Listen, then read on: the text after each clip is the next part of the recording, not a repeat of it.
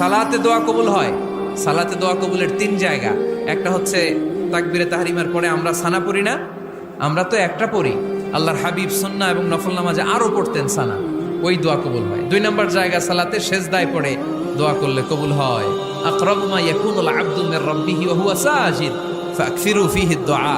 বান্দা যখন সেজদায় লুটিয়ে পড়ে, বান্দা আল্লাহর সবচেয়ে কাছে চলে যায়।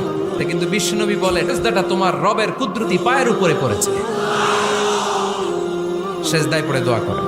সালাম ফিরানোর আগে বিশ্বনবী দোয়া করতেন, লা ইউসাল্লিমান্না আহাদুকুম হাত্তা ইয়াতাআওয়াযা মিন আরবা'a। আল্লাহর হাবিব বললেন, চার জিনিস থেকে পানাহ না আছে আমার কোন উম্মত যেন সালাম না ফিরায়। তারা যেন পড়ে, আল্লাহুম্মা ইন্নী আউযু বিকা মিন আযাবিল কবর, আউযু বিকা মিন আযাবি জাহান্নাম, আউযু বিকা মিন ফিতনাতিল মাহইয়া ওয়াল মামাত, আউযু বিকা মিন ফিতনাতিল মাসিহিদ দাজ্জাল।